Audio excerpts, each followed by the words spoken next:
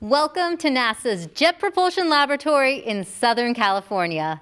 Days ago, NASA's most sophisticated and capable rover to date landed on Mars, the Perseverance rover. Today, we'll see Mars like never before with new photos and videos. Our panel today will help us understand how Perseverance captured what it's like to land on Mars and what the landing site looks like. I'm your host, Raquel Villanueva, and joining us is Matt Wallace, Perseverance Deputy Project Manager, Dave Gruhl, Perseverance Entry, Descent, and Landing Camera Suite Lead, Al Chen, Perseverance Entry, Descent, and Landing Lead, Justin Mackey, Perseverance Imaging Scientist and Instrument Operations Team Chief, Jessica Samuels, Perseverance Surface Mission Manager, Ken Williford, Perseverance Deputy Project Scientist, and to tell us what this all means for NASA and exploration, Thomas Zurbuchen, Associate Administrator for NASA's Science Mission Directorate. We will take questions during this briefing. If you're a member of the media on the phone lines, press *1 to be put in the queue. If you're on social media, use the hashtag #CountdownToMars. Now, to get us started is JPL Director Mike Watkins. Now, I will step aside for him to give his opening remarks.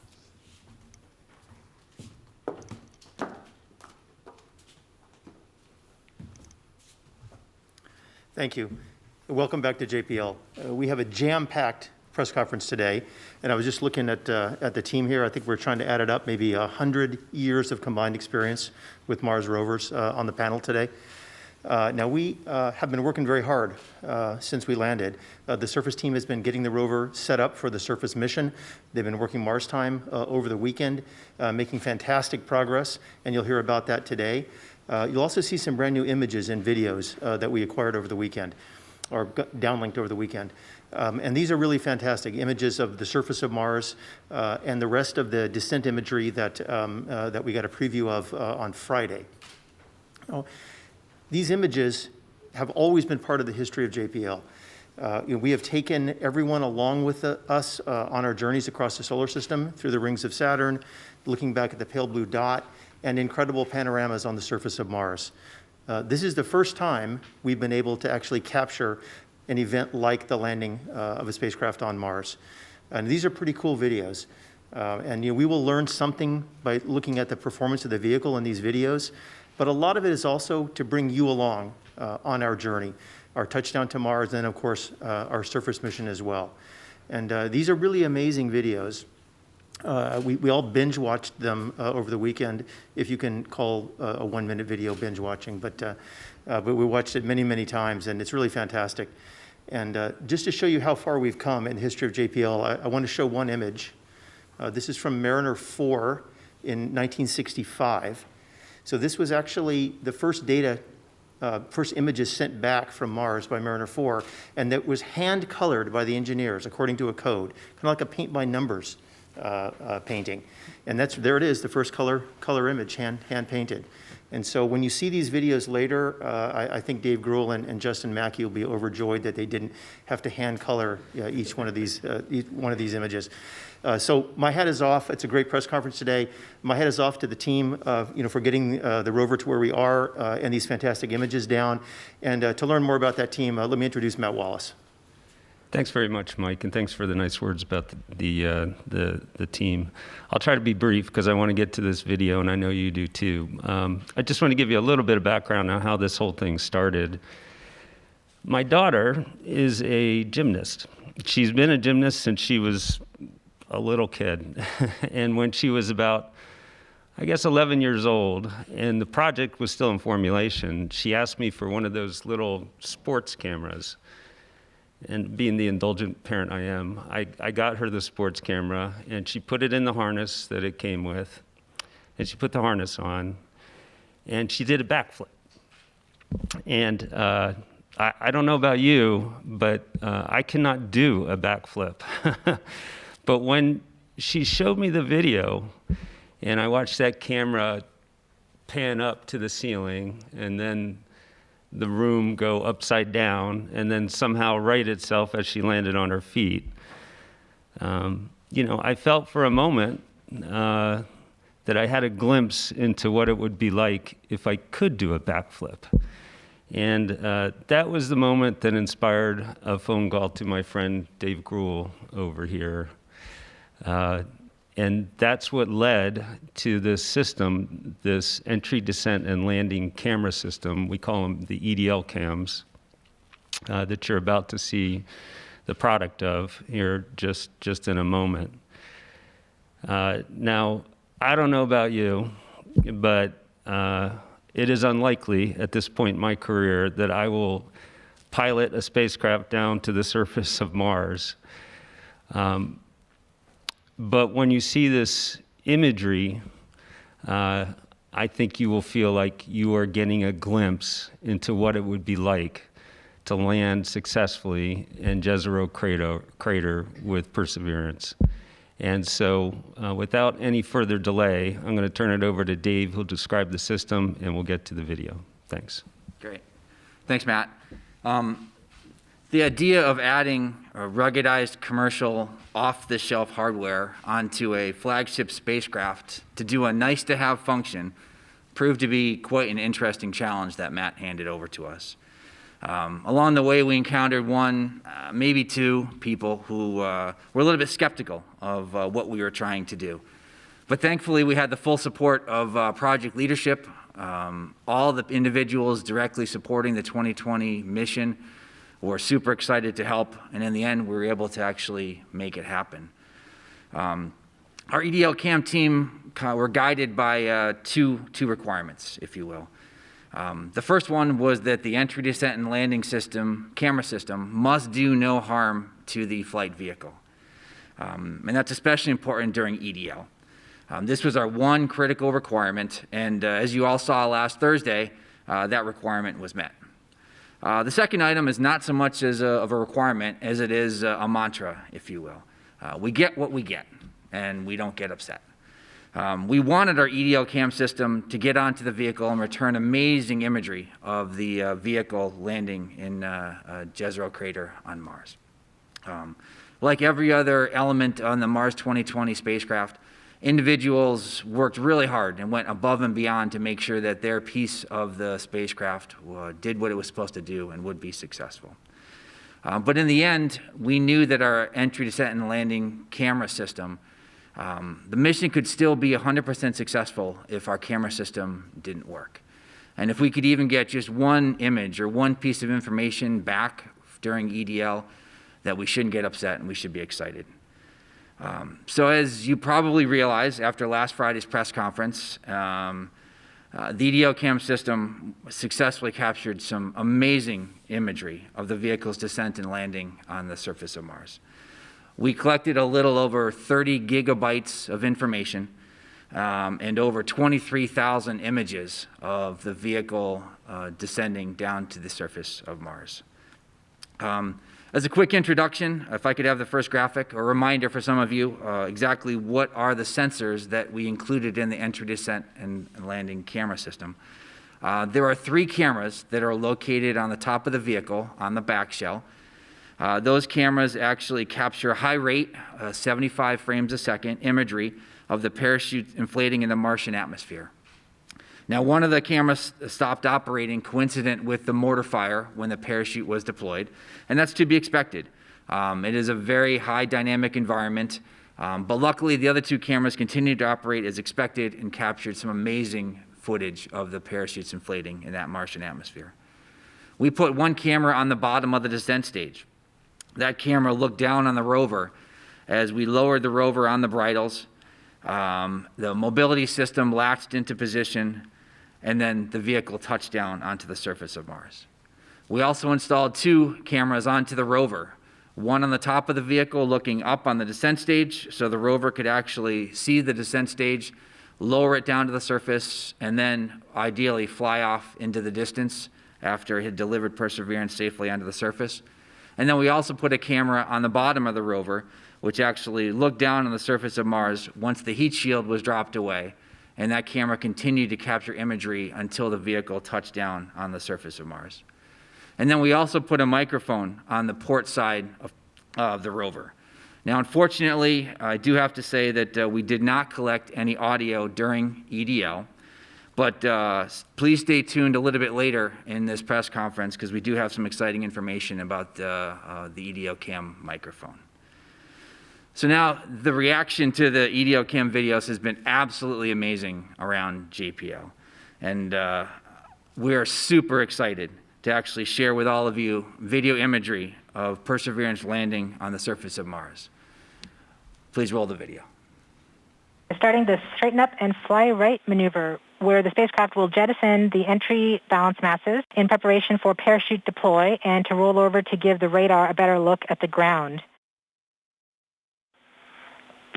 Indicate chute deployed. The navigation has confirmed that the parachute has deployed and we are seeing significant deceleration in the velocity. Our current velocity is 440 meters per second at an altitude of about 12 kilometers from the surface of Mars. Heat shield set.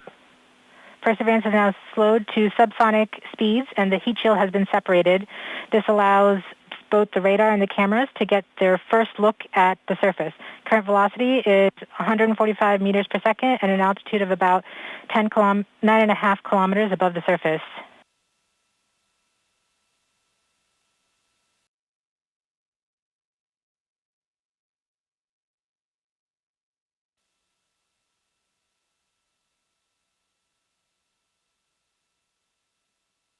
Nav filter converge. Velocity solution 3.3 meters per second.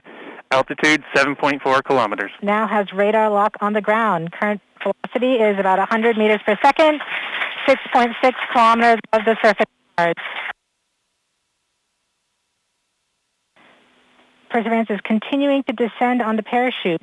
We are coming up on the initialization of terrain relative navigation and subsequently the priming of the landing engines. Our current velocity is about 90 meters per second at an altitude of 4.2 kilometers. OVS valid. We have confirmation that the lander vision system has produced a valid solution and part of terrain relative navigation. Priming. TBA is nominal. We have priming of the landing engines.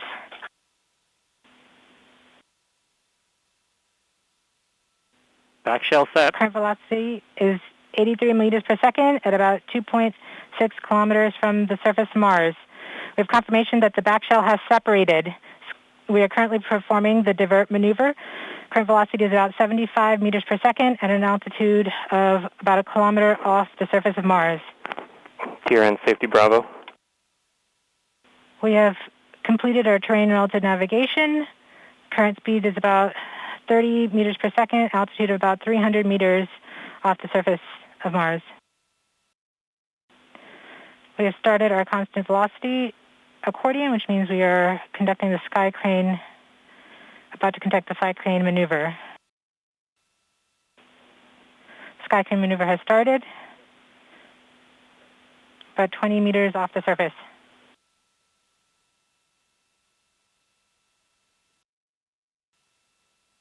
We're getting signals from MRO. Tango Delta. Touchdown confirmed. Perseverance safely on the surface of Mars, ready to begin seeking the signs of past life.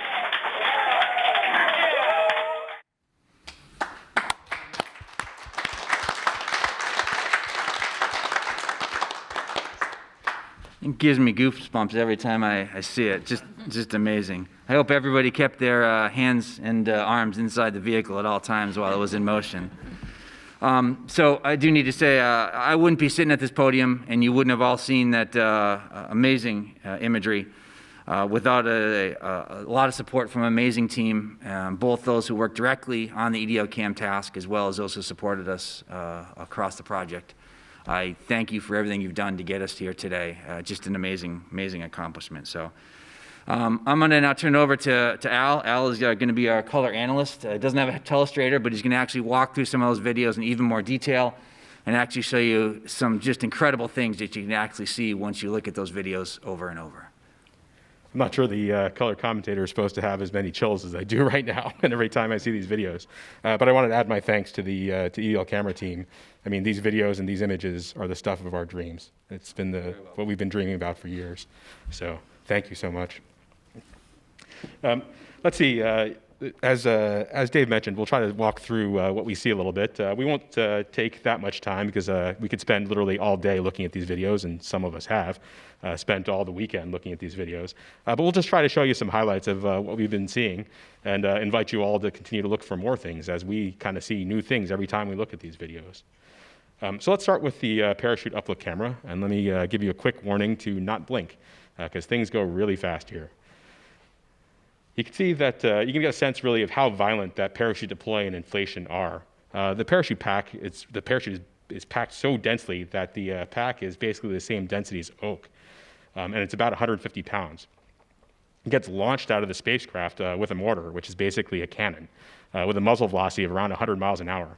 And the spacecraft itself was going about 1,000 miles an hour at this point, going about 1.75 times the speed of sound. So just in case you blinked, let's show you that one more time. You can kind of see that in high speed and then or real time, and then we'll slow it down and take a look at the details. Okay, so let's try to walk through this a bit slower, this time at about quarter speed, and we'll pause at times to point out things we see. So let's start that rolling. Okay, here you can see the pack getting pushed out of there. You can kind of see the pack right in the middle as it's being pushed, and the parachute lid, which is right on top of it, it's kind of that circle to the left of the pack, was on top of the pack. It was there to protect the parachute during entry. It's got some thermal protection system material on it to keep the parachute nice and cool and protected. And the pack is used to push that lid right off the vehicle, given that cannon force. You can also see some of the other things that have popped off of that lid, which is kind of expected given how violent this launch really is. So let's move on from here. So we keep going out here. You can see the pack reach what we call line stretch. So that's as far as it's going to go. It's where the parachute's going to start inflating. That's about 150 feet behind the spacecraft, and it got there in just under 1 second. So this pack is really moving. That's pretty much, as the parachute starts to come out, you can see the pack is rotated about 90 degrees. That's pretty common. We've seen that in some of our testing here on Earth at high altitude as well. So let's keep going and take a look at the inflation. So that inflation really looks textbook. It's nice and symmetric. The parachute opens in only about 7/10 of a second, again, really fast. There's no evidence of tangling of the lines, which is great. There's about 2 miles of lines in the parachute system, so the fact that we don't see any evidence of tangling or any kind of other misbehavior is great news. And I'm sure we'll be studying this video for many, many years and picking it apart frame by frame. And of course, we have a second camera on board as well that recorded this launch and inflation of the parachute. You might notice the pattern that's on the parachute here. Distinct patterns are useful in helping us determine the clocking or orientation of the parachute. Also, the contrasting sections can be useful in tracking different positions of the parachute, different portions of the parachute as it inflates. So it's especially useful when we have multiple cameras, as we do here, and are trying to track features in the parachute inflating. In addition to enabling incredible science, we hope our efforts and our engineering can inspire others. Sometimes we leave messages in our work for others to find for that purpose.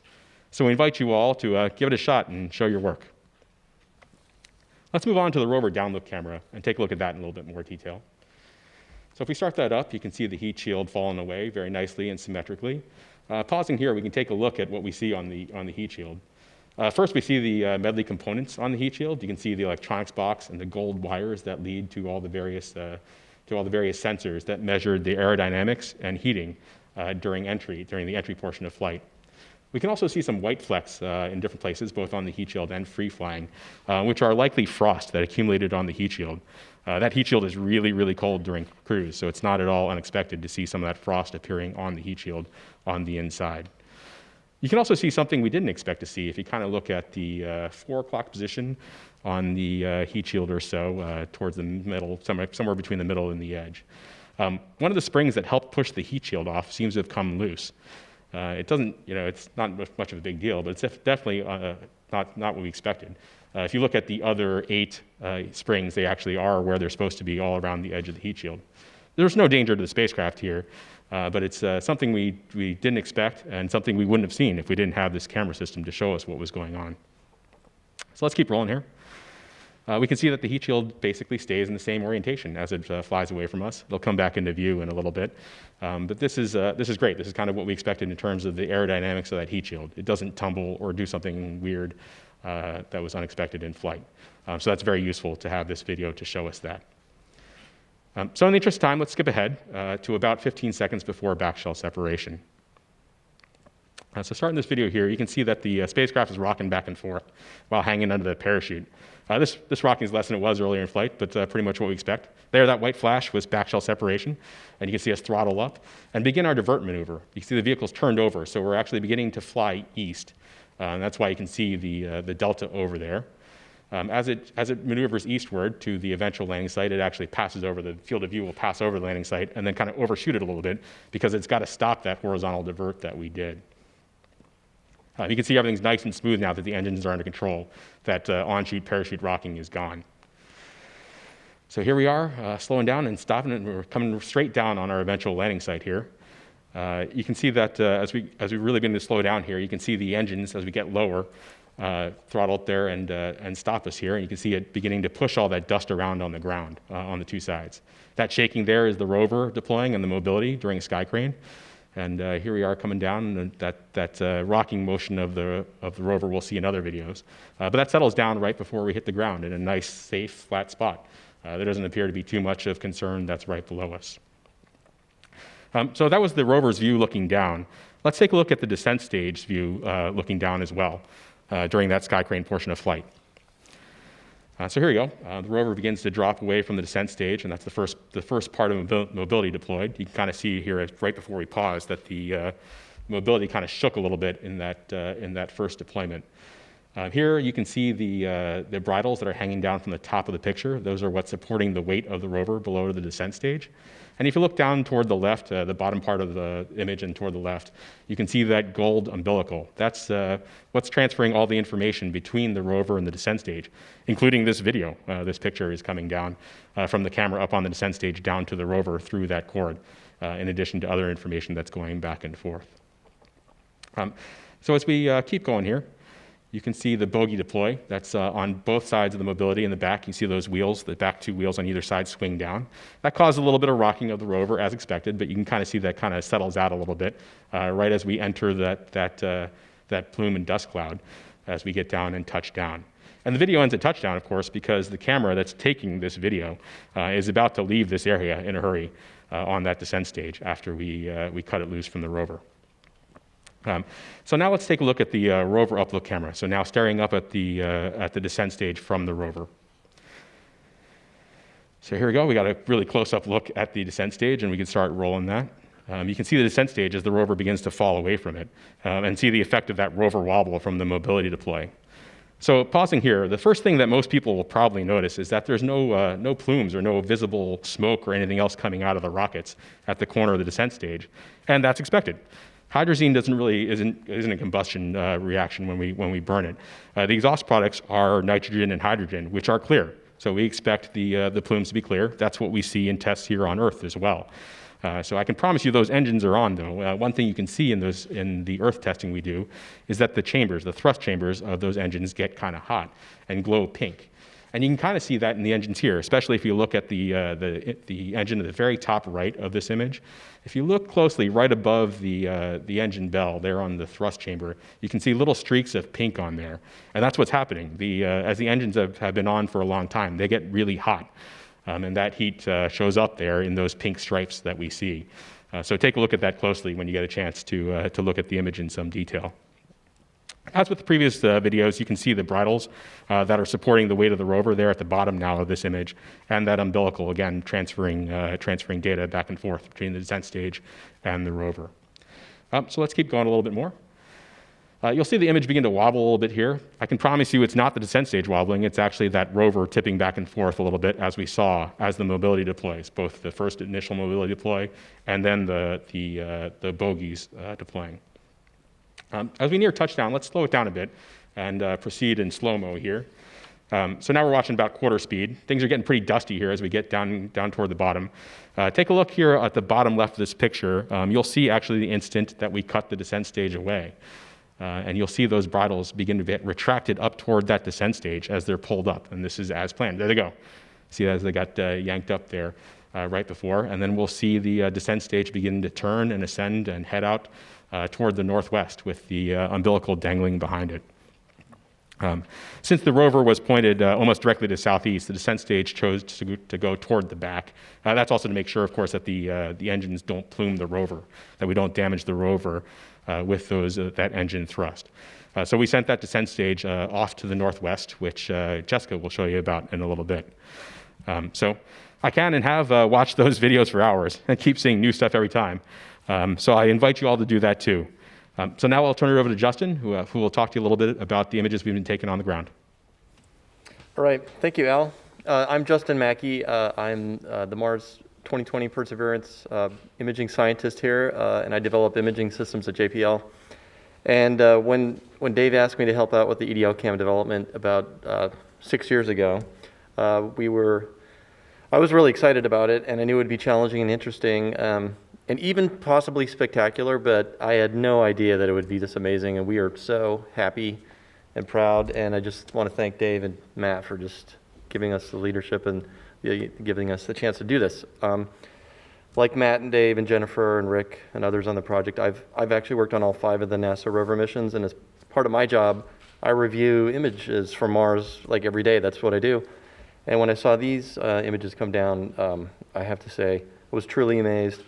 And I know it's been a tough year for everybody, and we're hoping that maybe these images will, help brighten people's day. Put them on your smartphones and make them your screen backgrounds and things. I'm just really happy that it all worked out. So now we're on Mars, and I'm going to talk a little bit about what we've been doing over the weekend. Over the weekend, we deployed the RSM, and if you go to the first picture, there's a picture of the remote sensing mast, the RSM, which is that mast on the rover, and you can see the navigation cameras up there, the left and right navigation cameras, or NavCams as we call them. This is another new imaging system that we've developed here specifically for the 2020 mission. These cameras represent a pretty significant advancement over previous imaging systems that we've flown. These are 20 megapixel color cameras with very high resolution and wide angle lenses that we use to basically map out the surface as the rover drives, and then we use these images to do planning and things. And so the first thing we did after we deployed the mast is we started imaging the surface. So the next slide shows one of our first images from the cameras. This image is actually in low resolution mode. So it's 1/4 of the full resolution of the camera, so it's been shrunk down. But you can see right there the vista that we're seeing. This is the rover, obviously, on Mars, and you can see some of the material that landed on the deck. But everything looks in good shape, and so we're using these images to inspect not only the vehicle, but the surface around us. The next slide shows a view down towards the surface. You can see the wheels there. This is the same surface that you just saw in the EDLCam videos. You can see some of the scouring that the rocket plumes did for us, clean it off, make it nice and clean so we can take pictures of it and dust it off for us. The next slide shows a view looking out towards the south, and this just an amazing scene here. This is it. This is Mars. We're here in our place that we're going to be exploring over the next months and coming years, and it's just really exciting to see. These scenes look familiar to us. They look Earth-like in a sense. You see the mountains back there and the rocks and things. It's just, but it really is the surface of an alien world, and we just arrived. You can also see some more scouring there over on the right. The next image looks over towards the west. You can see the delta out there on the horizon, and again, more scouring from the rocket plumes.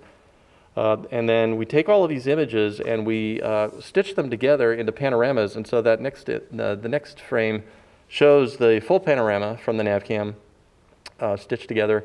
We're still working out the calibration and things, so this is approximate color, but it just gives you a feel for the vista here that our new environment that we're going to explore, and we're hoping everyone will join us in seeing these images.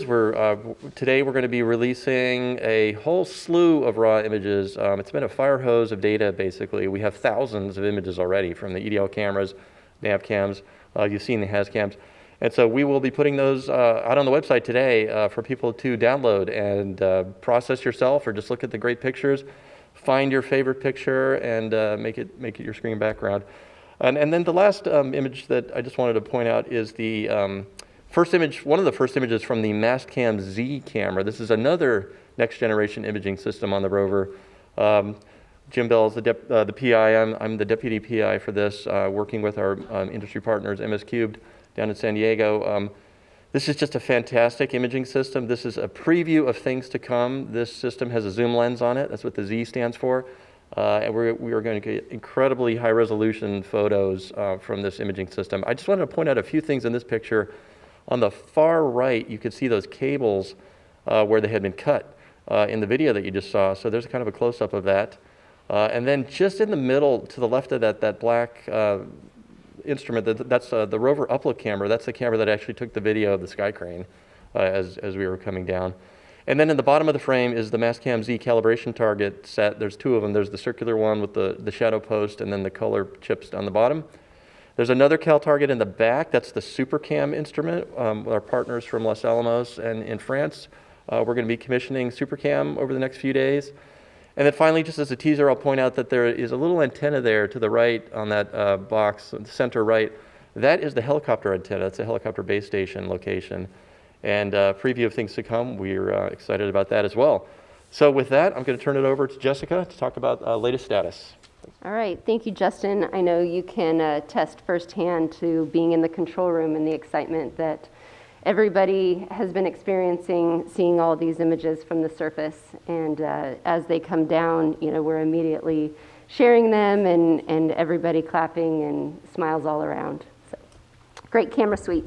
So I am happy to report that Perseverance is healthy and continuing with activities as we have been planning them over the first few sols on the surface. To date, which is really only just 3 sols of activities and one more, and coming up later this afternoon, we've executed 5,000 commands. So lots of instructions to the vehicle for her to perform, and having everything come back exactly how we've been wanting it to with respect to our health checkouts and our instrument checkouts. So things have been going well. A couple key highlights. So we have fired and released our launch lock restraints to now allow our mechanisms to be deployed. We saw the remote sensing mast, but one of those also being the high gain antenna. Now, this is important for the high gain antenna to be deployed because it increases our uplink rate to the rover, and so it will allow us to send a higher volume of instructions to Perseverance and allow her to perform more involved activities over the days to come. Additionally, with respect to our communication, we have established a strong communication link with all of our relay orbiters and our partners, the Mars Reconnaissance Orbiter, the MAVEN Orbiter, Trace Gas Observer, the TGO, and Odyssey spacecraft. And so we thank those teams and are happy to be able to use those assets to relay all of the information that all these beautiful images that we are looking at today. The remote sensing mast motion checks were nominal and as expected. And all of our instruments have gone through their initial checkouts, and we're happy to report that they are all performing nominally and as expected. Now, when I say nominal, it really means fantastic, because we can't wait to continue to use this payload suite. Our backup computer was turned on yesterday, and that was in preparation for our upcoming flight software transition, which we will be performing over the next few days. And the Ingenuity helicopter has also been checked out, and we have performed a battery charging event, which we will continue to perform over the weeks to come in preparation for that aspect of the mission. But looking ahead, we are excited to be on our surface flight software.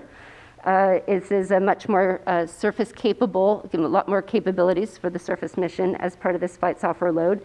It will take us a few days to transition, but once we're on that load, it will allow us to do further in-depth checkouts of the instrument, as well as deploy the robotic arm and exercise some of the turret items that you see in this image. So you can see that we have our coring drill in the center, our Pixel and Sherlock instruments mounted to the side, and that black tank is to support the gas dust removal tool, which will remove dust from the surfaces that we will be inspecting later. So coming up here, the wheels, if you noticed in the image now, are off to the side. We will be performing a wiggle. We'll straighten those up. We'll do a short drive. And as I mentioned, deploy the robotic arm, and then continue with further in-depth checkouts. So we are very excited to be happily on the surface and exercising our system and looking forward to what's ahead. So going back to our partnership with the larger Mars spacecraft and science teams and community, we're really excited that the MRO spacecraft, Mars Reconnaissance Orbiter, and the HiRISE team was able to find our hardware on the surface of Mars. And so if you see in this image, if the next pop-up, you can see that we have the descent stage, the parachute, and the heat shield all here in this image. With a few stats here, the descent stage is about 700 meters away from where Perseverance is on the surface. Parachute is about 1.2 kilometers, and the heat shield about 1.5 kilometers. And so it's very exciting that we can see all these different components now that we've landed on the surface. And as a special treat, the HiRISE image was able to actually acquire the entry, descent, and landing event from their perspective, and we can never have enough images of this activity, and so this is a fantastic view. But I'm going to send it back to Dave here. He, as part of this suite, we have one more surprise, or one more gift, I'll say, that we've been able to receive from this package. Over to you, Dave. Thanks, Jessica. So I think we probably have overloaded your visual sense for a little bit, so we're going to do something a little bit different, and I'm going to have some fun here for a second, too. So I'm going to get rid of this.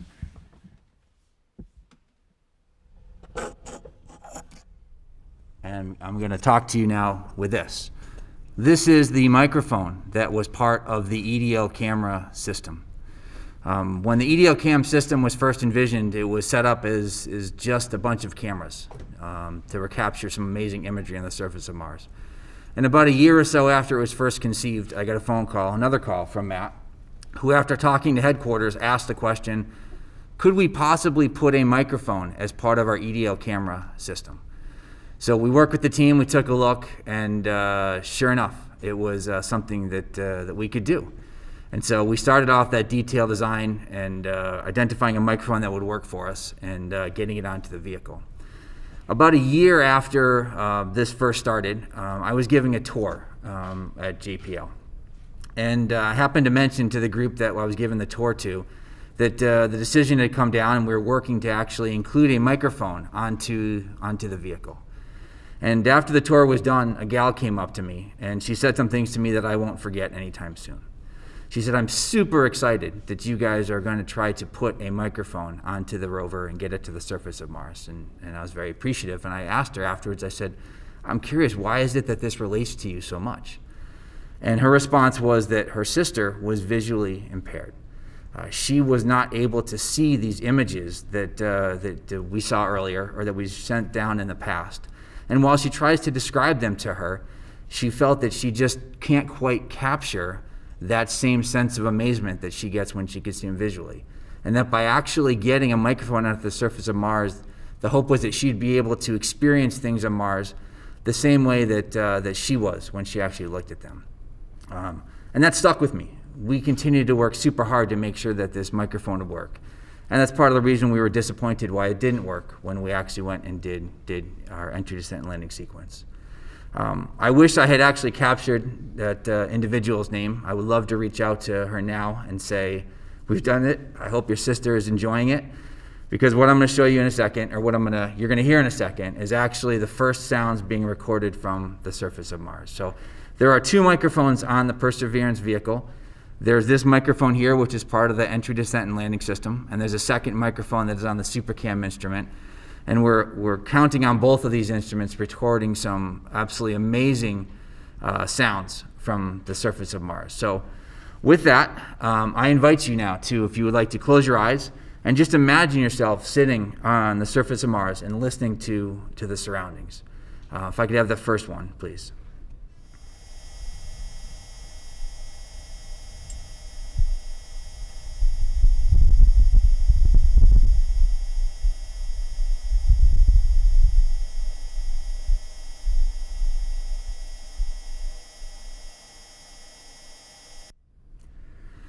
So that gentle whirl that happens in the background, that is a noise made by the rover. But yes, what you did hear 10 seconds in was an actual wind gust on the surface of Mars, picked up by the microphone and sent back to us here on Earth. The analysis indicates that was around a 5 meter per second type of a wind gust. So we can sit here now and actually tell you that we have recorded sounds from the surface of Mars. So we have a second one, which basically further reduces the noise of the rover, so you can just hear what the wind would sound like on Mars. And once again, I invite you to sit back and have a listen to what it would sound like to be on Mars.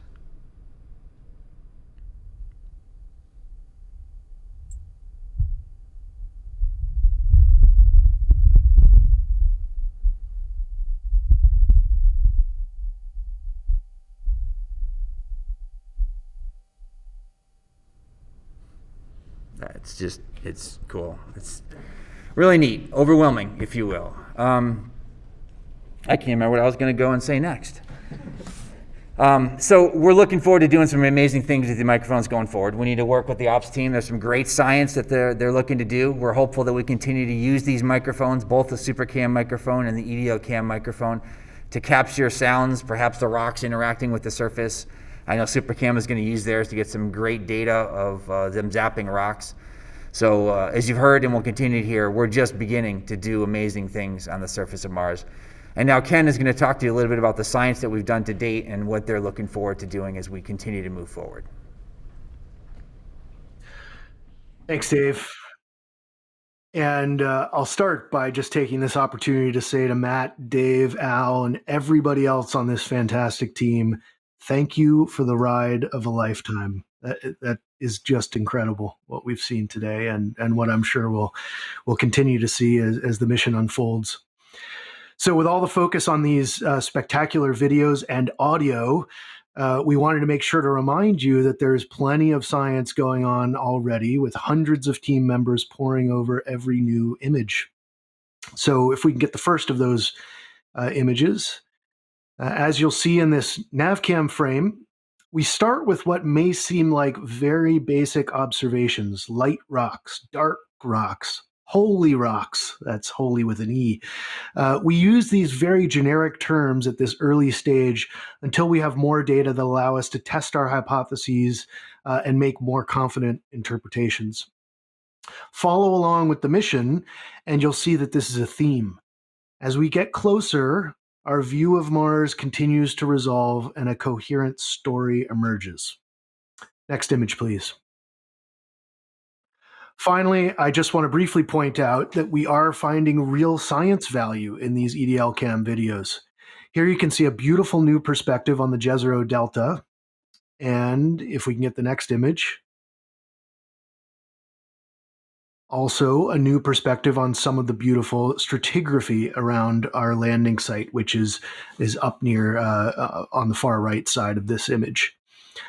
So now, to put all of this in context for us, I'll hand it over to Dr. Thomas Zurbuchen.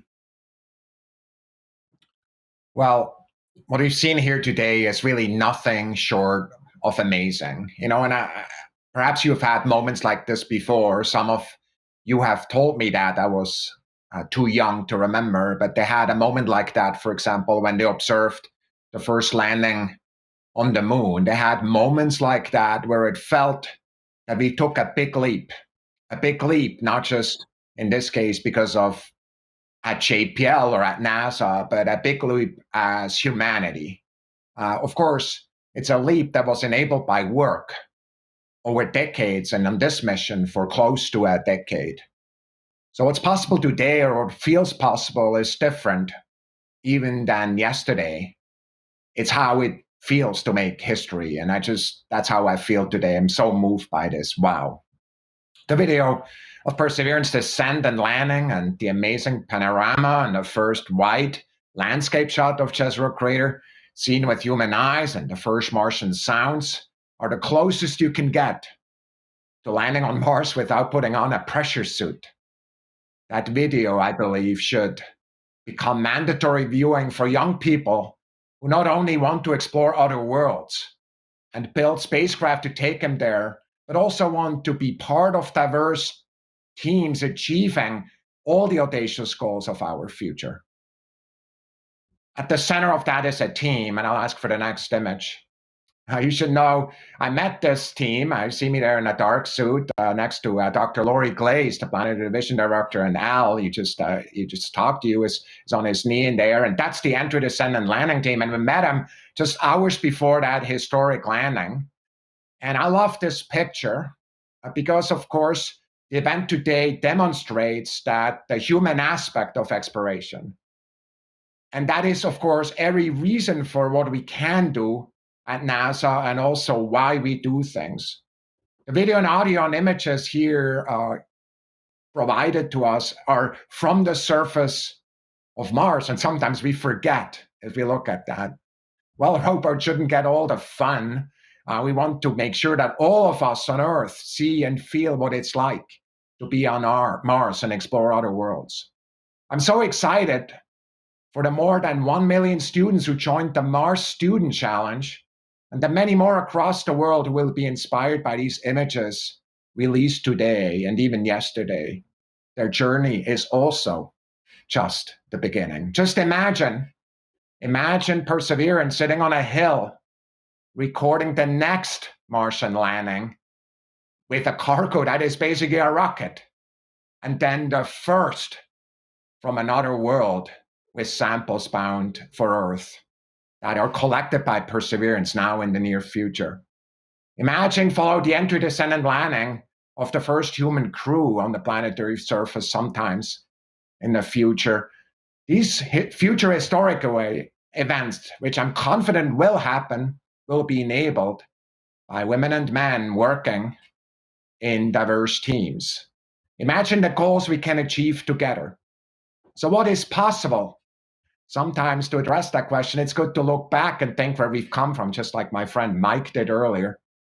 We've been on a journey, both as a human race for quite a while now, and I don't want to show this next image of Sojourner, of the Pathfinder mission, which was designed for 7 sols or Martian days or so, maybe 30, ultimately lasted for 85 Earth days in 1997. I remember that really distinctly. True Pathfinder indeed, it weighed 23 pounds and returned a surprising amount of data back to Earth, and a surprising amount of science for many scientists, I must say. Some people didn't expect quite that much, and that's what happens sometimes too when you innovate, just like we've seen here. We've grown from that seed, and now Perseverance is the size of a small car, and it's ready for us for the next giant leaps. And here's a picture that we're putting up that is one of the many pictures that we're releasing. And of course, it's a picture, one of my absolute favorites, and that's a picture of the sample caching system on there, because it's that sample caching system that will connect this mission to the samples that will bring back to Earth and other historic feed we're working on. This system is on the surface of Mars now.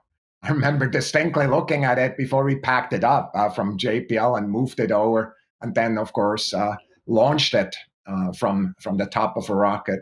This, my friends, is one of the indelible moments in NASA's history where what we can see and what we can learn and what we can hope for in the future and the extraordinary emotions that makes it feel all of us coming together.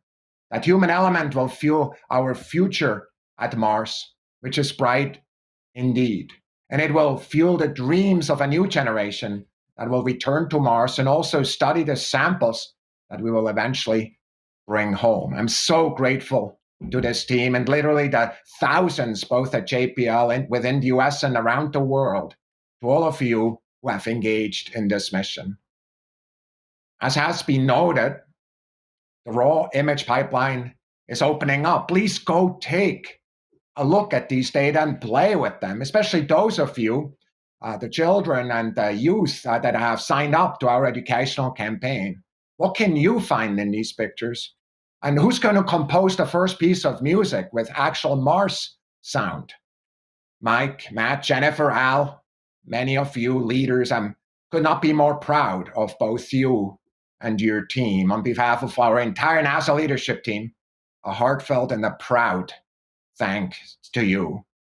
For the record, Matt, I'm so glad for your idea about these cameras. We will learn a lot from that, much more than we ever expected. And of course, this is just a start. For the surface team, the real work starts now to evaluate the surrounding and start a plan and our trajectory across Jezero Crater.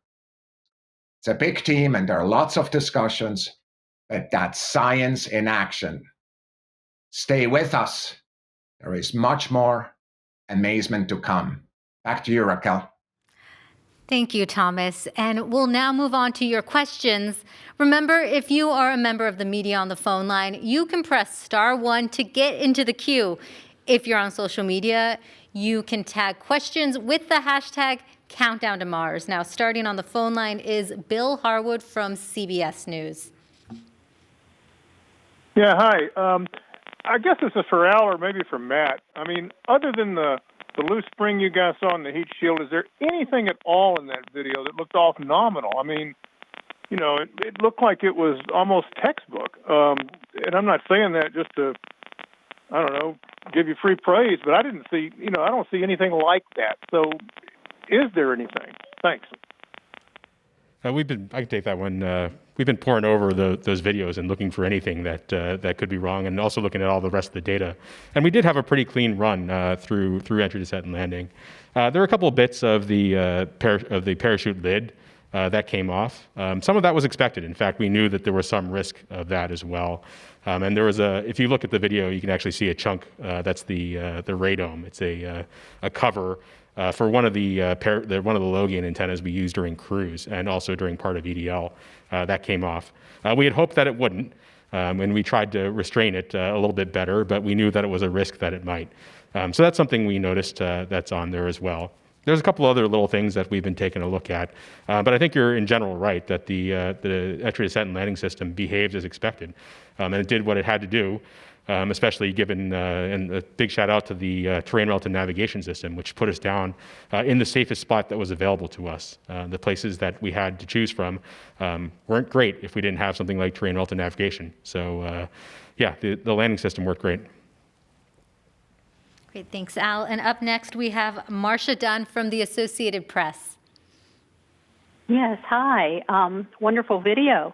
I'm just wondering, did the JPL team get to see snippets coming down of the video, and then, or did you have to wait until this 1 minute video was put together? What was the reaction when you first saw the video and laid eyes on it? And for David, why do you think the mic didn't work during descent? Thank you. I could say a couple words about the first part. I had trouble leaving this mission support area this week just because I kept waiting for every little bit of information to come back from, particularly from these cameras, but from the vehicle in general. And I can tell you, every time we got something, people were overjoyed, giddy. They were like kids, you know, in a candy store. You know, we'd get a little snippet. We'd get a thumbnail, which literally is just a really low-res, blobby-looking thing of one of those videos that came down first, and we'd just be falling on the floor excited with what we were seeing, and that's before even the high res came. You know, there's a lot of people that have contributed to this entry, descent, and landing system. Our chief engineer, Adam Stelzner, happens to be here in the studio. He was kind of the father of the Sky Crane system. This started 15 years ago for him. He and his team have never seen this system operate before, not even on the Earth, because we can't test it on the Earth. So this is the first time we've had a chance as engineers to actually see what we designed. And I just can't, it's hard for me to express just how emotional it was and how exciting it was for everybody as we got this information down.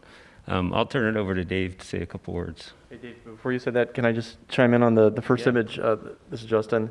I will say, when we get these first images from any of these imaging systems, the test images never look as good as the real thing. It's not even close. In fact, it's very hard to simulate a lot of these things, especially these, Sky Cranes and things. And so the images that we normally see during test programs are, there's always like a ladder in the background, or the lighting's never quite right, or there's a car. In the case of the EDL cams, we have these big targets out in parking lots, and we were dodging cars to try to do our tests and things. And so that moment that you get these images from Mars, it's just kind of an electric feeling where it just all just snaps into place, and you get these pictures that are just like perfectly, they're pictures of Mars that you can never simulate here on Earth. And I think that we all experience that, especially after we go through months and months of testing, and the images don't really look that great. And people get skeptical, like, are these cameras really that great? Because that looks like a garage or something. So it's just amazing to get these pictures, and I think we all feel that way because we're all seeing pictures of insides of labs and everything, and they're never that great. But it's amazing to get these photos from Mars. Okay. Yeah, Dave. I'll give you my take. So Thursday evening and Friday, when the data started to come down and we kind of realized what we had, I was sitting at home, and my phone started to go off, and I was getting FaceTimes from people who were in the MSA. And what was happening was that they were starting to show them on the monitors that we have hanging on the wall. And people were turning their phones around and saying, Grul, you got to see this reaction. And people were just jumping up and down and giddy and ecstatic. And it was a great feeling. I mean, from where I was sitting, I not only was excited to see these videos and what we had captured, it was also the fact that a lot of people had put in a lot of effort in to make this system work. And to actually reward that effort and to pay it back and get this excitement going, it made me super happy. I was glad to see that all the hard work, all the dedication had come in, and that everyone was just excited about not only what we had captured, but also what this mission could do going forward. So it was a great feeling. It was a feeling I won't forget for quite some time. And then regarding the question about the microphone, we started to look at it. What we think happened is that there was a communication error between the device that is responsible for digitizing the analog signals that the microphone picks up and then passing them back to the computer that actually stores all the data. We're not exactly sure why it happened. It could have been a fact that it was just so much data streaming into the system. We tested it, but obviously everything's a little bit different on Mars than we actually have here on the ground. So we were pretty quickly able to determine we didn't think there was a hardware issue with the microphone, which is why we were able to approach the project and get their concurrence to try to turn the microphone on then on that SOL 2 boundary. It's just unfortunate that error happened during the EDL, and we just weren't able to record any of the data that we generated during the sequence. All right, thanks. And up next, we have Chris Davenport from the Washington Post. Hi, thanks for taking the time and for showing this. I really appreciate it. I wonder if you could talk a little bit about the cameras that were used to record the video. I understand they were specially designed, maybe a commercial company called FLIR Systems. Just curious to know, what goes into, designing a camera to sustain the Gs, the blast of the thrusters, everything that it's got to go through to capture that images. Thanks. Okay, so the cameras were originally purchased from a company called Point Grey, which was then bought out by FLIR. And I can tell you that the modifications we made to the camera were minimal. This was not a camera specifically designed for use on Mars. You can purchase the same camera off the internet for whatever applications you might have for it. The only things we did is we actually added some bonding material on the inside to try to make sure that in the dynamic environment of launch and then that mortar fire event that I talked about, that the camera would continue to operate. And then we had to swap out a couple pieces on the inside because in the vacuum of space, they had the ability to outgas material. And if that material deposited itself on the detector, then we wouldn't get the clear images that we actually got. But other than that, it was not specially designed for use for this application. It is a commercial off-the-shelf camera. Thank you. And up next, we have Michael Sheets from CNBC. Hi, all. Congratulations again on capturing such stunning footage of this landing.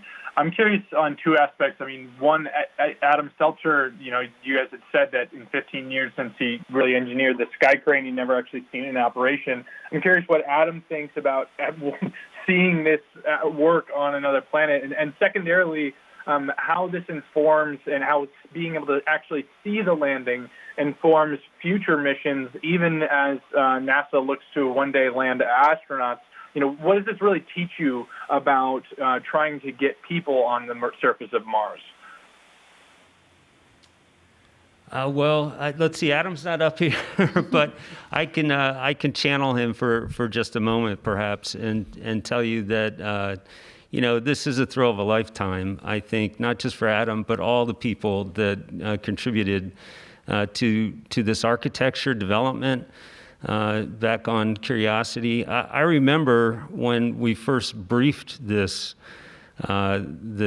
system, with the supersonic parachutes and the, multi-body systems, and we're going to lower this thing on a tether, and people just looked at us like we were insane, And Adam and his team, of which Al was part. They kept at it, and they explained why it made sense. They explained why it was robust. They explained why it would work.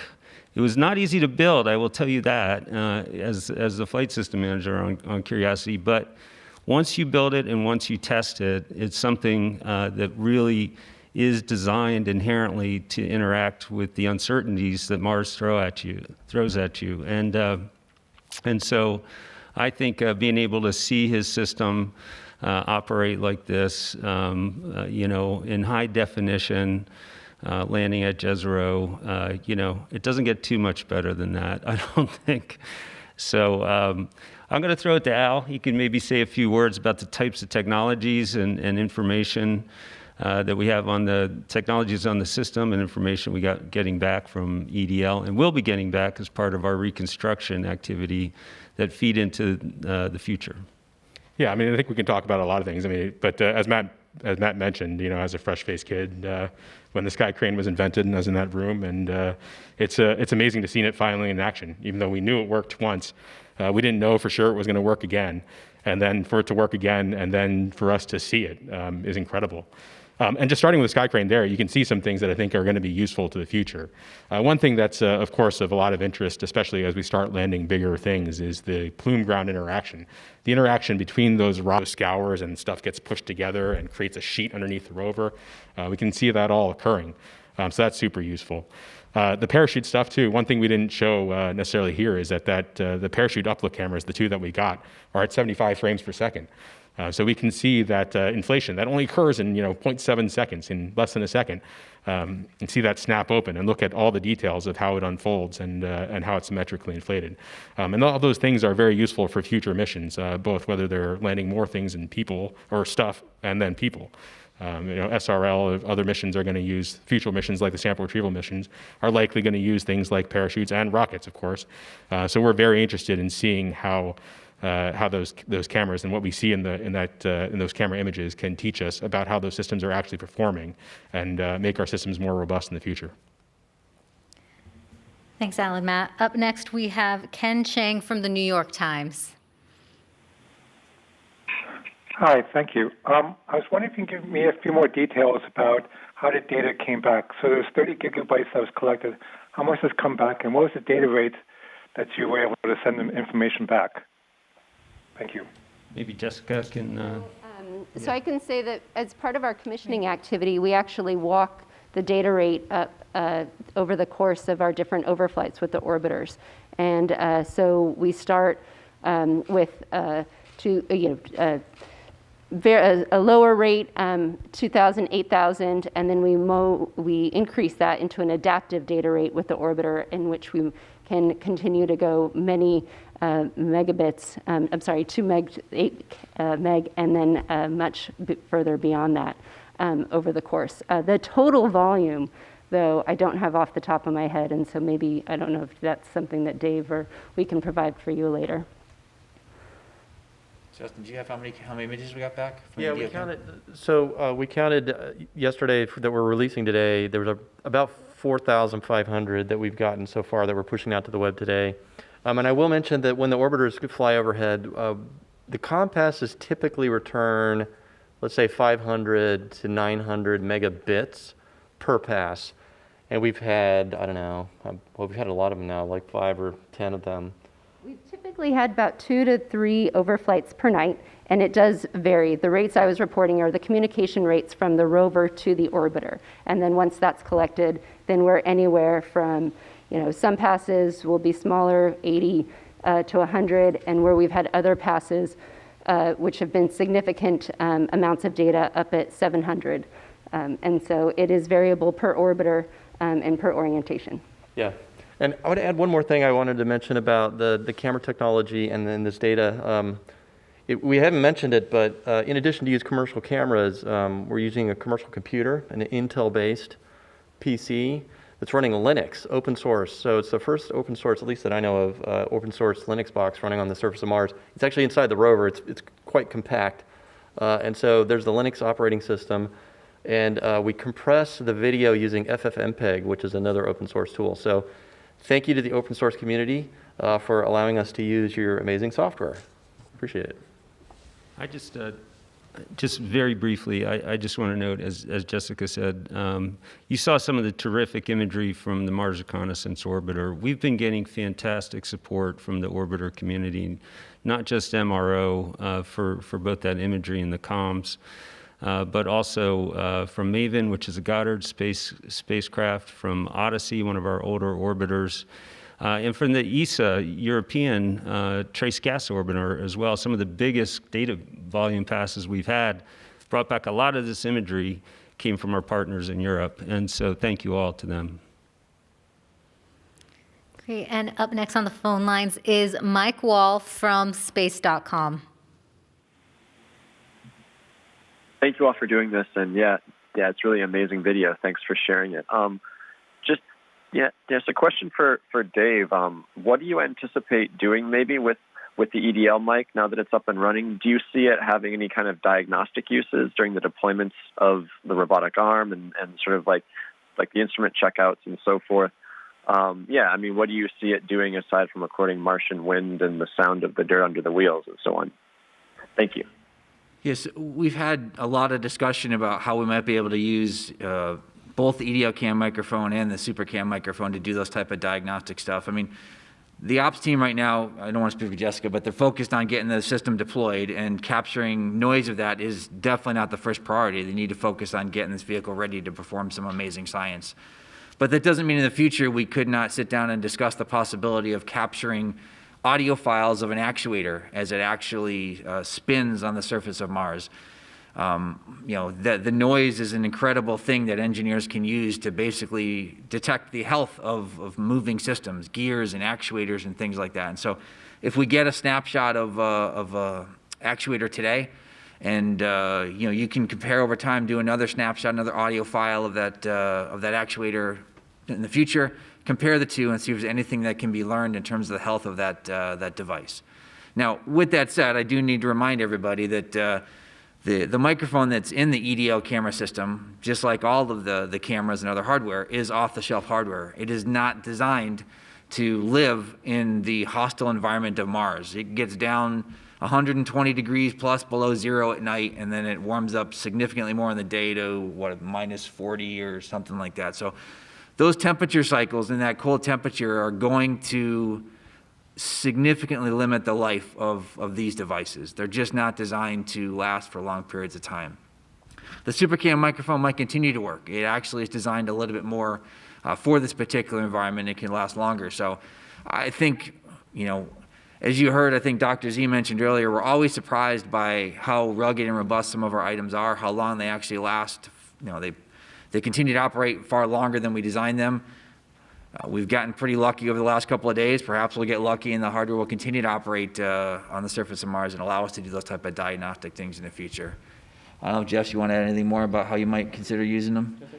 Well, I can say that application was one of the things that we had projected and tested and wanted to make sure that even though this was a capability that was part of the cruise and entry descent and landing software package that we're operating on right now, we've also carried that capability forward into our surface software. And so assuming the hardware is good, we're open and ready to use it. Yeah, and I will mention to the question, we actually have gotten requests from instrument teams wanting to turn on the microphone to observe their instrument functioning. MOXIE is one of the instruments. It's going to be generating oxygen, has compressors and scroll pumps and things. And they actually want us to use the microphones to do diagnostic acoustic measurements.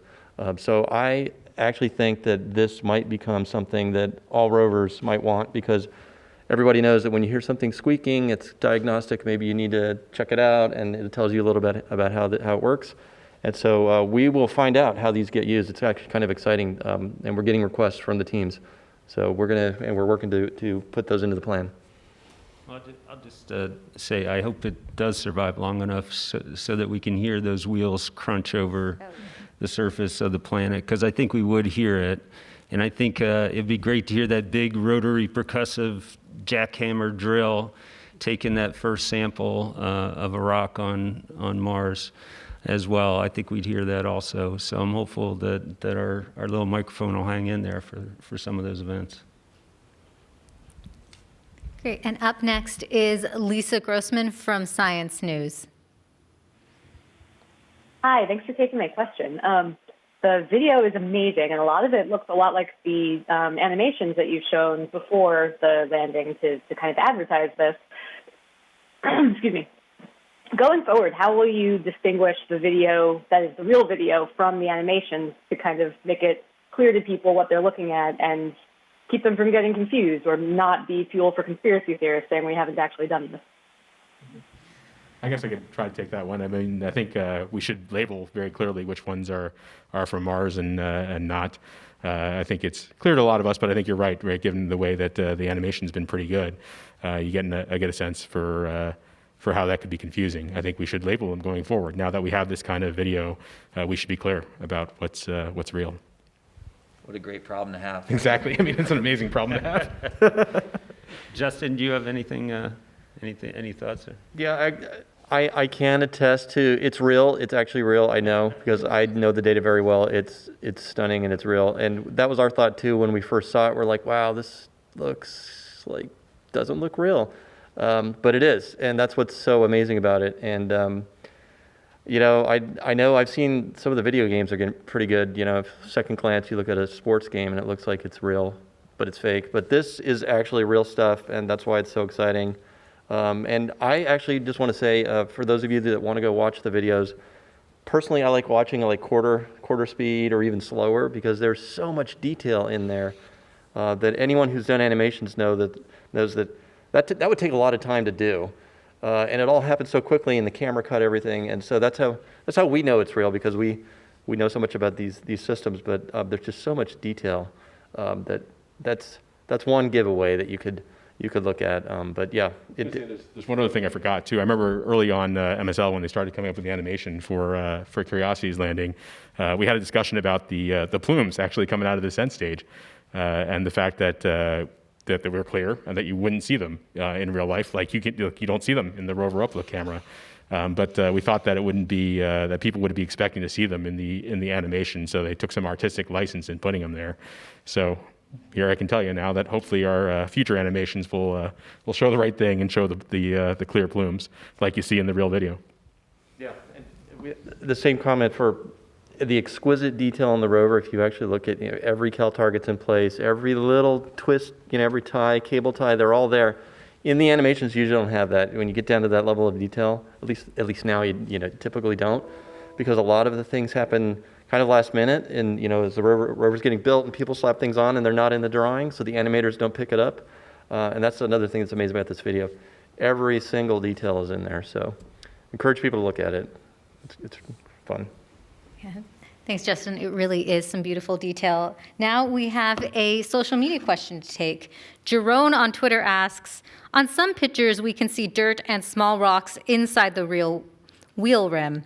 Was this expected, and will it become an issue if more dust and sand is picked up along the way? Yep, I can speak to that.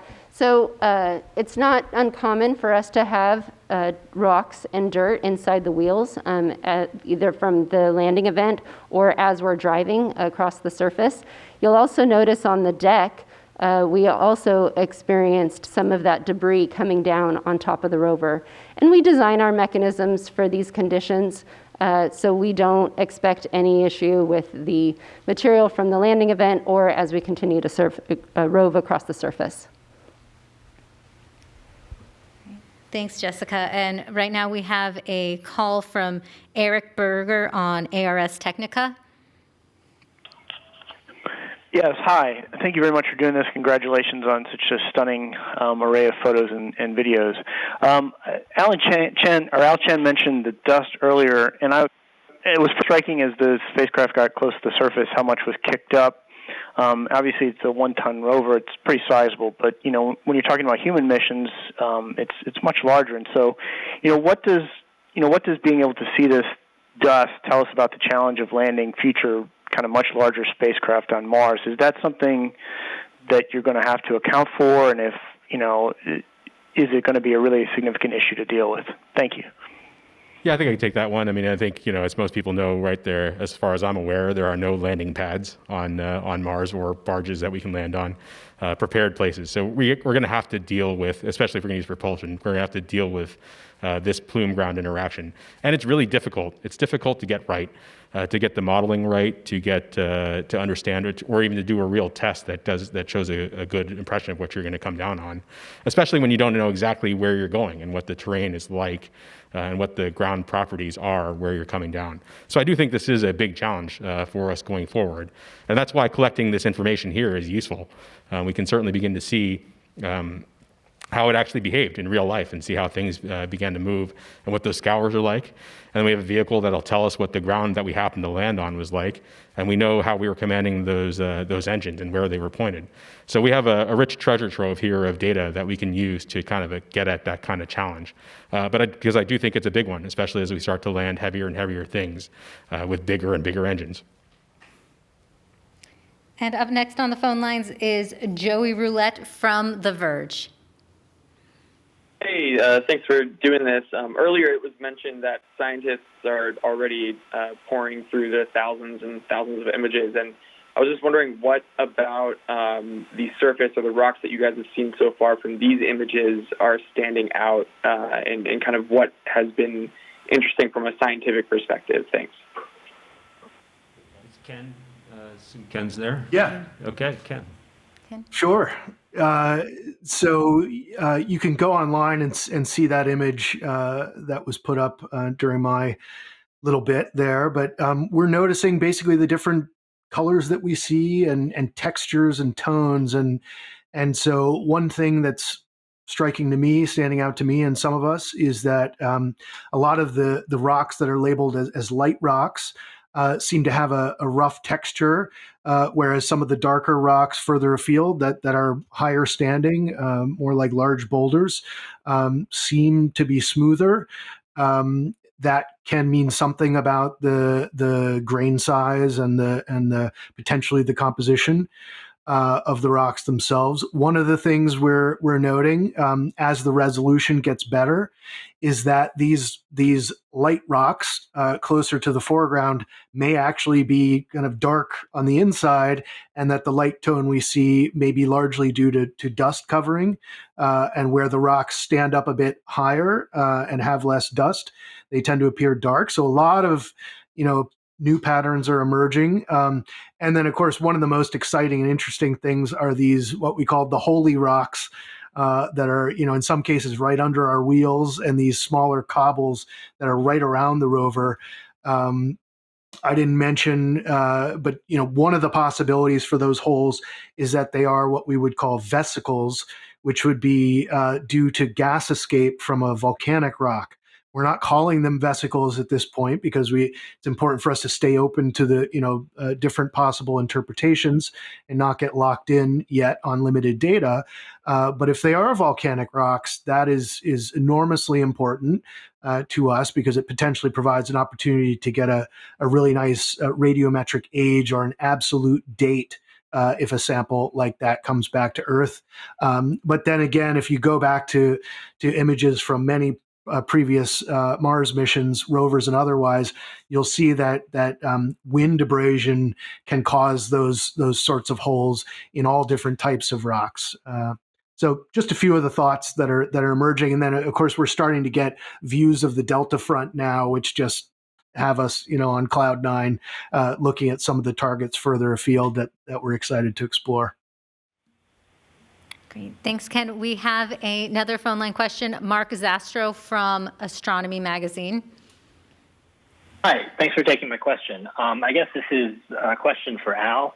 And I was just wondering if you could speak to the performance of the landing vision system, if you've gotten a chance to dive into that, how the range trigger and terrain relative navigation really performed, and just sort of what it was thinking, how it was making its decisions as it descended. And then when you look at its performance and its accuracy, how do you judge it? And can you see that improvement over Curiosity? Yeah, that'd be great. I mean, I was really hoping for a chance to speak to that a little bit, actually. The lander vision system, as part of the terrain relative navigation system, really did great. In fact, here's some stats, right? Based on the targeted, we took many images on the way down. We got tons of landmarks. We were very able to match up what we saw with our onboard map. It was almost perfect, better than many of our field tests or even simulations. So we got a very good lock on where we were. And in fact, when you combine that with our safe target selection and where we flew to, we only missed the targeted pixel by about 5 meters. So we were aiming for a particular spot on the planet once it had decided what was reachable and what the safest spot was. And given how well the lander vision system performed and our system in flying us there, we only missed by 5 meters. So that was really great. I mean, I think we've really showed that this system can do what we wanted it to do in helping us figure out where to go and go to a safe spot. Great. Thanks, Al. We have so many questions coming in that we are going to keep the phone lines open for a little while longer. So remember to press *1 to get in our queue. For now, I'm going to take a social media question from Bob on Twitter, who asks, how does the processing power of the onboard computer compare to a great smartphone? Matt, do you want to take that one? Yeah, sure. That's a good question. In the space business, we have to build things that we know are gonna work. And space is a pretty hostile environment, and the surface of Mars is even worse with the temperature swings, which we were talking about. You need systems that are capable of dealing with the radiation and the temperatures and really perform with very high reliability. So as a result of that, we have a tendency to use systems that have been around for a while, that are well shaken out. And on Perseverance, we're using the same computer that we used on Curiosity, in large part because we know it worked, and we wanted to have that successful flight heritage that we had from the previous mission. So this is a computer that you would have found 15 or maybe even 20 years ago that we're flying. Having said that, these EDL cameras, which we were just talking about, are off the shelf, state-of-the-art, new technology. And it is always a thrill for us when we have the opportunity, like we did in this particular application, to bring that kind of technology into our systems. It's a very powerful way to multiply our functionality and our capability. And so this was a great example of being able to use new technology. So I don't know if that's an exact answer to the question, but in short, that's a summary. Great, thank you, Matt. And Thomas, we actually have a question for you coming in. Hayden, an 11-year-old from Ireland on Twitter asks, what advice would you give to a budding planetary scientist in working towards maybe being part of the mission that will bring back samples to Earth in the future? Oh, I'm so glad for that question. I think about that a lot. And the advice I would give is, first of all, that's exactly the right time to get into that career. For Hayden, that now there could not be a better time to join that career. Even if you started 10 years earlier, or in 10 years, now is the time to start that. The advice I would give is, go really start playing with data right away. Yes, go to school. The teachers that are there are your best allies going forward. Eventually, probably you'll be perhaps at the university or at an advanced school, but go to school, do that. But the other thing I want to just give you advice on, Hayden, is we're putting all these data out. Be your own researcher, learn how to do that, go play with it. That's what research is so much about, and find others who are just as excited as you are. And I'm sure soon enough, we'll have you on our teams in the future. That's some great advice. Thank you, Thomas. And up next, we have on the phone lines Alexandra Witz from Nature Magazine. Great. Thanks very much. I'm not quite sure who to address this to, but I wanted to ask about InSight and whether InSight had heard Perseverance landing. So I'm not sure anybody up here has the latest information. Do you, Al? Have you heard anything new? Just heard from other folks on the team. I'm not sure if this is official or not, but that they hadn't seen much yet. I think we'd have to check, to be honest, to be sure we get the right answer. So. Great, thank you. And then another phone line question from Jackie Goddard from The Times of London. Hello, congratulations everyone. One of the most common questions that I get from readers who aren't generally a scientific audience but regular folks is, what is the point of spending all this money to go to another planet and explore it? And sometimes that's not even a question, it's a statement. There are cynics out there. Can you say why we explore, and how does humanity benefit from you finding out what you find out and doing what you do? Thank you. Give anyone who wants to answer time to answer. I can, or Thomas, did you want to? Thomas might want to comment. Yeah, why don't I get started and turn it over to you, Matt? Is that okay if I start? Matt, you good with that? Yeah, that'd be great. So frankly, I'm thinking about this question all the time. Why do we explore? And of course, when we do that at NASA, I just want to let everybody know that if you look at how much money we're spending on each planet and the exploration of each planet, of course, the majority, the money the planet we're spending most money on, of course, is the Earth, the place where we live, where our friends live, where our history is, and where our future is going to be. And so we're not confused about the importance, and just as excited about the amazing future of what exploration is going forward.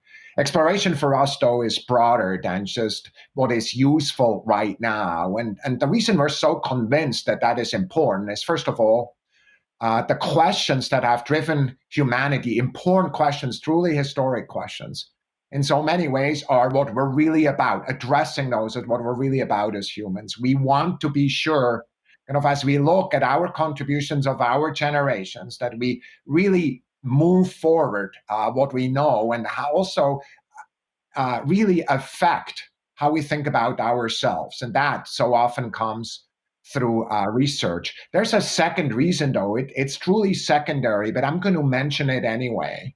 So often, and surprisingly, the results and the technologies that we're building for the very questions that are really driven by fundamental science questions are extremely useful. And I just want to remind you that perhaps today, whoever asked that question is driving around in a car with a GPS system built for an entirely different purpose and looked at the weather forecast, which of course was not anticipated when in fact we built the first Earth satellite. So yes, we want to focus on the immediate needs today, and it's really important, but it's so critical for us as a species to look forward and explore.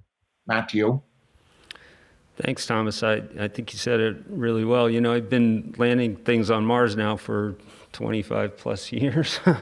And so I've had a chance to go out and talk to a lot of different people, and it's not unusual when somebody asks this question, and I used to have a long list of reasons, and there are a good long list of reasons. But fundamentally, I've come to the conclusion that in some ways it's kind of a moot question, because how can we not explore? It's just who we are. It's what we are. It's in our DNA. You couldn't stop us as a species from exploring, I don't think. I think it's part of the reason why we're, at the top of the food chain, is because we're curious, because we want to go to places we haven't been. We want to answer questions we don't know the answer to. Sometimes we want to find the questions we don't even know need to be asked. It's just part of who we are, and it opens new horizons, new frontiers. It inspires us. It inspires kids, and as Thomas mentioned, all the academic programs that are paying attention here, science to technology, that we bring to the table. That's important for us, and I think that's the best I can do to answer that question. There's a lot of reasons. All right. We can move on now to another call from Matt Kaplan from Planetary Radio. Hi, everyone. Congratulations from not just me, but all of us at the Planetary Society. I've been texting with our boss, Bill Nye, the science guy, who has been watching everything along with us. And here's part of his reaction. Oh, my, this is astonishing, dare mighty things. But here's my question for Ken Williford. Ken, getting these first images and video from so much closer to the surface of Mars than we have from the orbiters, in spite of the great job that they're capable of, does this start to make you think about the potential of doing this on a regular basis from balloons or, let's say, a helicopter? Well, sure. Almost everything I'm thinking about right now is potential. I guess I've compared it, to several people who have asked me how I'm feeling. What's it like? And the closest thing I can compare it to is, I would say, the birth of my daughter. Where the cruise phase that's about 8 months long, is like that 9-month period where you're just waiting and you're just hoping everything goes right, and then she's born. In this case, we're on the surface, and it's real. And the potential is astounding. I mean, I was just, Katie Stack and I were just texting last night as we got some new images down, and we're just, we're so excited, like kids, just looking at every picture and seeing so many new things and having so many new ideas and new questions are appearing.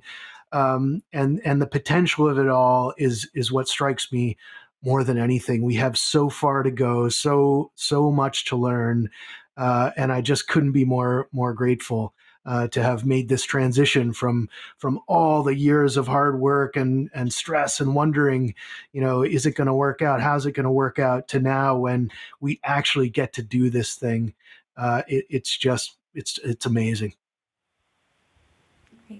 Thanks, Ken. And up next, we have Irene Klotz from Aviation Week. Thanks. Just looking ahead a bit, what's been this is probably for Jessica, have you made any progress homing in on a site for the helicopter flight demos? And if so, about how far from the Perseverance landing site are those? So the team has started to evaluate and is using the images that we've received from entry, descent, landing, as well as now these images that we've acquired over the last couple sols. We are fortunate to have landed in a potential spot for that, but the team is still evaluating and is looking forward to additional imaging from the 360-degree panorama from the Mastcam Z, as well as future data that's to come down. So we have not locked in a site yet. That will still be work for the team to go looking forward, whether it's here or a few hundred meters away. And we have a social media question coming in. Jake, who is 12 years old on YouTube, asks, was there one point you thought that this would be impossible to do? That's a great question, Jake. There might have been many points when it felt a little impossible. I'll give you my one moment, and then the other folks may want to add in. And that's last March when the COVID pandemic struck. We had just shipped the spacecraft down to Kennedy. Dave Gruhl, who, believe it or not, this whole EDL camera gig is not what he does for a living. He was our assembly, test, and launch operations manager, and he, along with his deputy, Art Thompson, were responsible for assembling the flight spacecraft, testing it, and getting it down to the launch pad for launch. That's actually what he did for a day job. So the pandemic struck about a year ago, and Dave and I and Art and others we're just constantly on the phone trying to figure out how to react to it and how to respond to it. I said it before, we didn't have a lot of margin, we didn't have a lot of time. We were figuring out a lot of things as quickly as we could, and our focus was shifted from trying to get the spacecraft built and tested correctly and staying on schedule for the launch, because if you miss it, you got to wait 2 years for these planetary launches to Mars. And suddenly our whole focus had to change to keeping the people safe and keeping their families safe as a #1 priority. And I wasn't sure, honestly, I wasn't sure we could do that. And I knew that if we couldn't keep them just as safe as they would be at home doing other things, that that could be it for us for this opportunity. We got tremendous support across the board from the institution here at JPL, from headquarters, Thomas and SMD, and we got through it. But that was the existential moment for me. That time right there, the first 3 to 6 weeks after COVID really hit hard. So, anybody else? Same answer. Yeah, exactly. Same answers. Okay. Yeah, I'll add to that. One of the things that's interesting about these jobs we have are we spend years. I mean, 7 or 8 years for me and all these guys. Years and years of work, building, testing, making sure it's going to work. And I have to say, there's some amount of stress involved when you spend 7 years of your career doing something, and then it all comes down to like one moment. And for me, it's obviously like those first images that come from the cameras, like. You really want that to work, like really, really want it to work, and you've tried everything you can do to make sure it'll work. And so, but it's definitely, we try to be open-minded about what could go wrong. We try to cover all our bases, and that's what's one of the great things about JPL is that there's a team of people here, really smart people. You go to these reviews to review your product and your designs. We call them withering reviews. You get a lot of tough questions, but that's one of the really, JPL is a real gem of a place because we built this culture of always questioning what could go wrong, but hoping for the best, and it's a really interesting experience. I think we all share that.